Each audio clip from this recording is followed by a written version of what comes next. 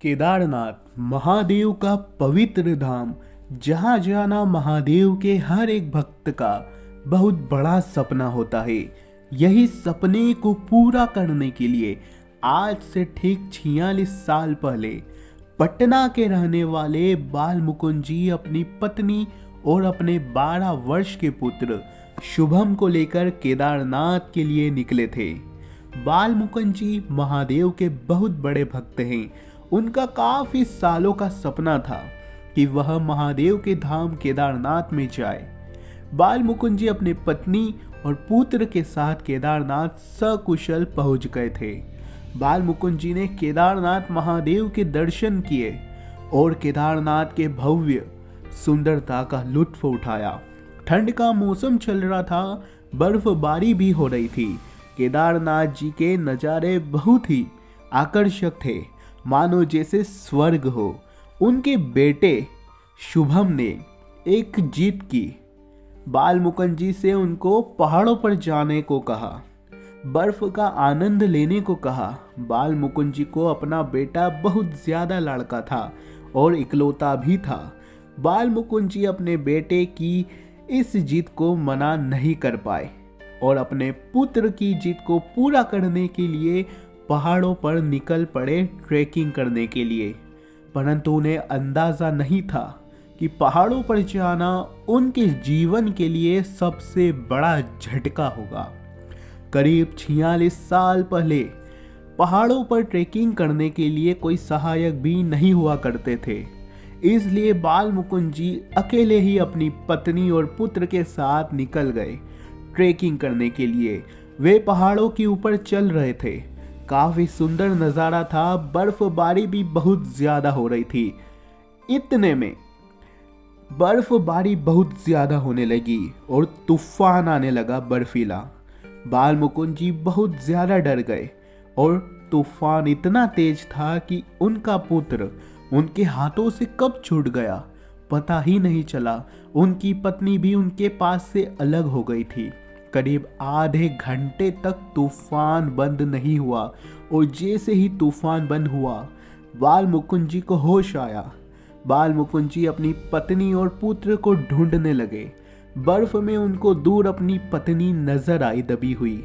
उन्होंने अपनी पत्नी को बाहर निकाला, फिर दोनों ने अपने बेटे को ढूंढना चालू किया, परंतु उनका पुत्र शुभम उनको मिला ही नहीं।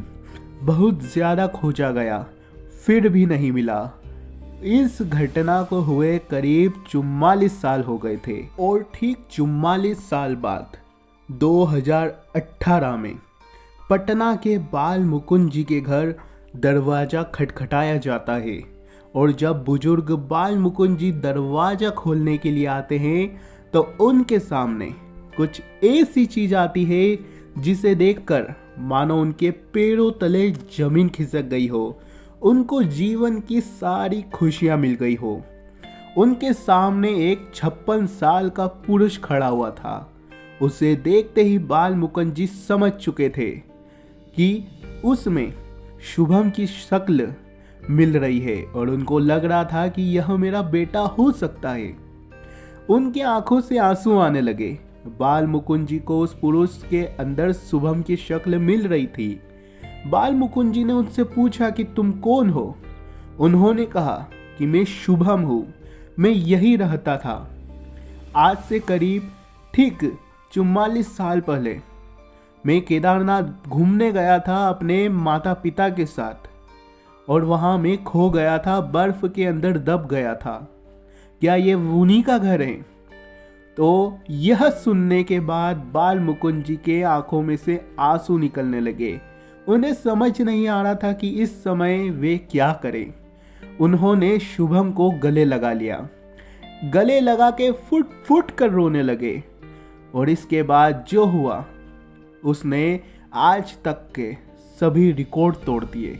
हमने आज तक आपको बहुत सारे महादेव के चमत्कार की घटना सुनाई है, परंतु इस घटना पर मानो हमें भी विश्वास नहीं हो रहा था। लेकिन सभी तथ्यों की जांच करने के बाद हमें यह पता चलता है कि यह तो महादेव का चमत्कार ही हो सकता है। मित्रों, अगर आपको भी यह सत्य घटना सही लगती है तो हमें कमेंट बॉक्स में अवश्य बताइए। मित्रों, शुभम से पूरी वार्तालाप करने के बाद इस तथ्य पर हम पहुंचे कि करीब आज से 2 साल पहले यानी 2018 में शुभम को बर्फ के अंदर ही होश आया और उसने हमें बताया कि मुझे मानो मेरे शरीर के अंदर वापस से प्राण आ गए हो और मैं केदारनाथ धाम में ही वापस पैदा हुआ हूँ। मुझे अपना सब कुछ याद आया कि मैं 12 साल का था, मेरा घर पटना में है, मेरे माता पिता कौन थे मुझे सब याद है। परंतु इन 44 साल के अंदर मेरे साथ क्या हुआ मुझे बिल्कुल पता नहीं हो। शायद मैं बर्फ के अंदर ही दबा हूँ, मुझे कुछ याद नहीं है। तो मित्रों, ये तो केवल महादेव का चमत्कार ही हो सकता है कि 44 साल तक बर्फ में दबे होने के बावजूद शुभम वापस अपने शरीर में लौट आया।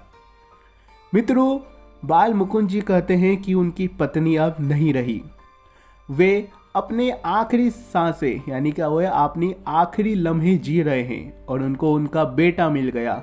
यह किसी चमत्कार से कम नहीं है। इस चमत्कार के लिए वे महादेव को अभी भी नमन करते हैं। लेकिन इस घटना को जिसने भी सुना वे सभी इस घटना को असत्य मान रहे थे। मित्रों, आपको क्या लगता है हमें कमेंट बॉक्स में अवश्य बताएं। महादेव की लीला तो अपरंपार होती है। जहां महादेव वास करते हैं वहां तो चमत्कार होते ही रहते हैं। मित्रों, यह तो केदारनाथ धाम में जहां स्वयं महादेव वास करते हैं वहां तो चमत्कार होते ही रहते हैं। इसलिए हमें कमेंट में अपनी राय जरूर दें और लिखिए हर हर महादेव। धन्यवाद मित्रों। अगर आपके साथ भी कोई चमत्कारिक घटना हुई है महादेव के चमत्कार की तो हमें हमारे इंस्टाग्राम पेज महादेव मिरेकल पर जरूर लिख के भेजिएगा। धन्यवाद।